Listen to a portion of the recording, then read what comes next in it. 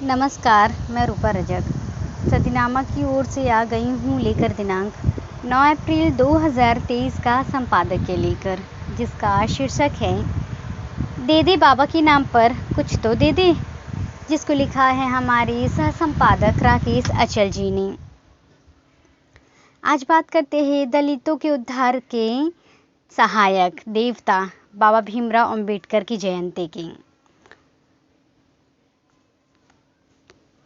जो पहले समागम महू में होते थे, लेकिन इस बार सत्तारूढ़ दल को बाबा की ज़रूरत ग्वालियर चंबल संभाग में बहुत ज़्यादा है, इसलिए ये समागम ग्वालियर में होगा।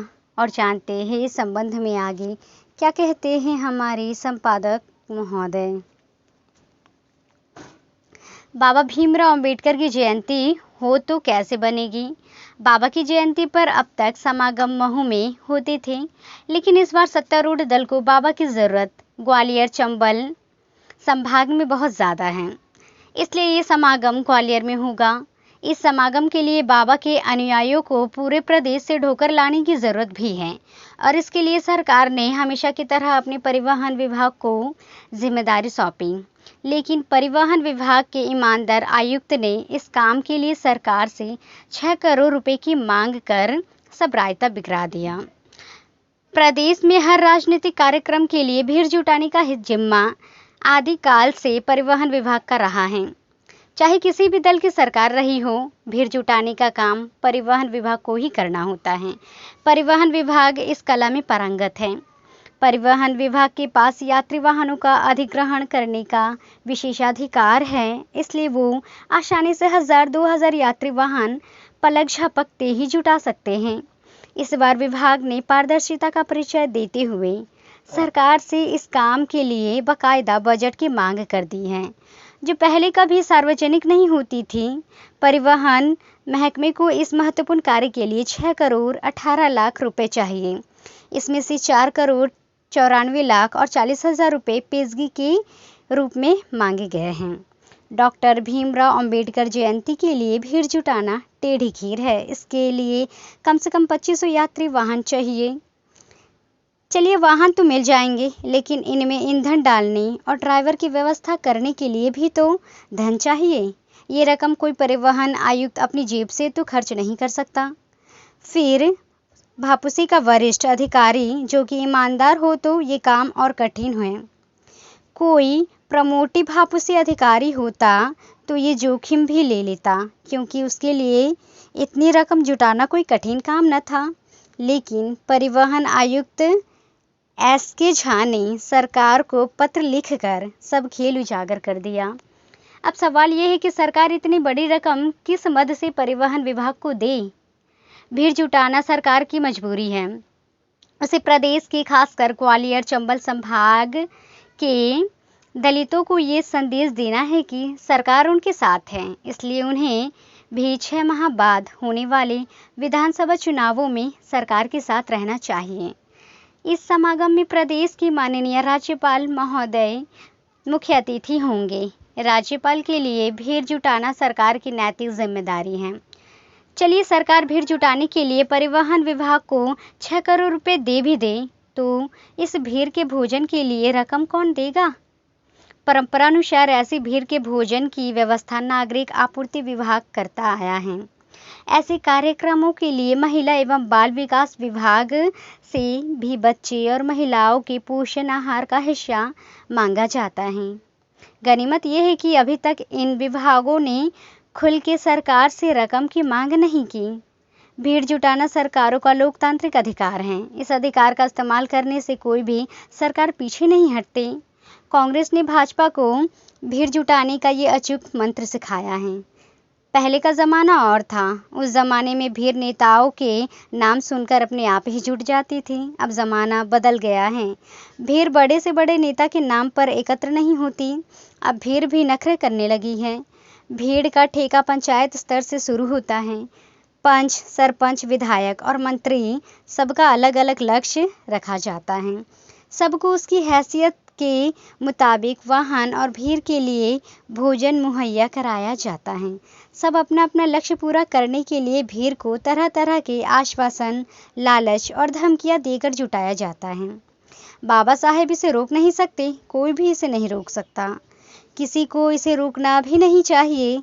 देश में यदि लोकतंत्र को जिंदा रखना है तो भीड़ तंत्र को भी जिंदा रखना ही होगा, भले ही इस पर कितना ही पैसा खर्च क्यों ना हो जाए। भीड़ बाबा साहेब अम्बेडकर के नाम पर जुटाई जाए या माननीय मोदी जी के नाम पर, इससे कोई फर्क नहीं पड़ता। फर्क तो तब पड़ता है जब भीड़ नहीं आती, बसें खाली रह जाती, बासी पूरी सब्जी खाने वाले नहीं मिलते। ऐसा अनेक मौका पर हुआ है। इसलिए अब भीड़ जुटाना असाधारण काम समझा जाने लगा है। सरकार भीड़ जुटाने के लिए संयुक्त रूप से काम करती है। सरकार के तमाम विभाग मिलजुल कर भीड़ जुटाते हैं और किसी को पता भी नहीं चलता। लेकिन पहली बार परिवहन आयुक्त की चिट्ठी वायरल होने से पूरे प्रदेश को ही नहीं बल्कि पूरे देश को भीड़ जुटाने की इस गोपनीय तकनीक का पता पूरे देश को चल गया है। गोपनीयता भंग करने पर किसके खिलाफ सरकार क्या कार्रवाई करेगी और कोई नहीं जानता। अतीत में हमने जवाहरलाल नेहरू, इंदिरा गांधी और जयप्रकाश नारायण के नाम पर भीड़ को स्वतःस्फूर्त रूप से जुटाते हुए देखा है। लेकिन अब हमें शक होने लगा है कि पहले भी तो कहीं भीड़ सरकारें ही होती नहीं जुटाती रहती। प्रधानमंत्री और मुख्यमंत्री के लिए तो सरकार भीड़ जुटा सकती है, किंतु विपक्षी नेताओं के लिए सरकार क्यों भीड़ जुटाने चली? यानी भीड़ बिना सरकारी संसाधनों के भी अपने खर्च से जुटाई जा रही होगी। वामपंथियों और समाजवादियों के अलावा बसपाइयों को तो हमने रैलियों के बिना टिकट रेलों से यात्रा करते देखा है, लेकिन कांग्रेस और भाजपाई बिना टिकट कोई यात्रा नहीं करते। अब जमाना बदल गया है। भीड़ भी वातानुकूलित रेलों और बसों की मांग करने लगी है। आयोजकों को भीड़ की बात मानना पड़ती है। लोकतंत्र के लिए भीड़ तंत्र को जिंदा रखते हुए सरकारें बहुत ही परोपकार का काम कर रही हैं। इसलिए किसी को भी इस भीड़ जुटाओ अभियान की निंदा नहीं करनी चाहिए, बल्कि विपक्ष को भी भीड़ जुटाने के लिए सरकार से राज सहायता की मांग करना चाहिए। आखिर भीड़ की जरूरत तो सबको है, अम्बेडकरवादियों को भी और गैर अम्बेडकरवादियों को भी। भीड़ एक हकीकत है, इसे अफसाना नहीं कहा जा सकता। जिस मुल्क में भीड़ नहीं वहाँ लोकतंत्र नहीं।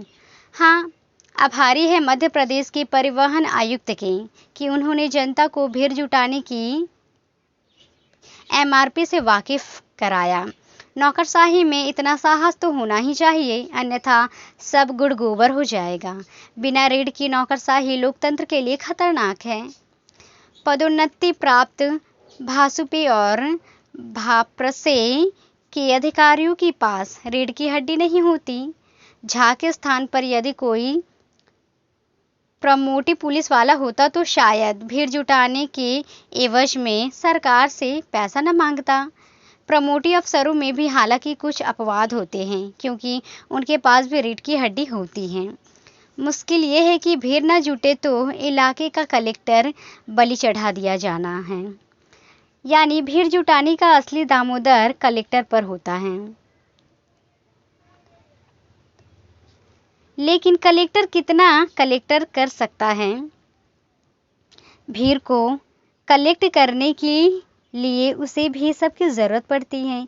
एक ज़माने में हमने ऐसे कलेक्टर को भी देखा है जो संभाग आयुक्त की हैसियत रखते हैं और पूरे संभाग से भीड़ जुटाने का कारनामा कर दिखाते हैं। लेकिन अब पहले जैसे कलेक्टर नहीं है।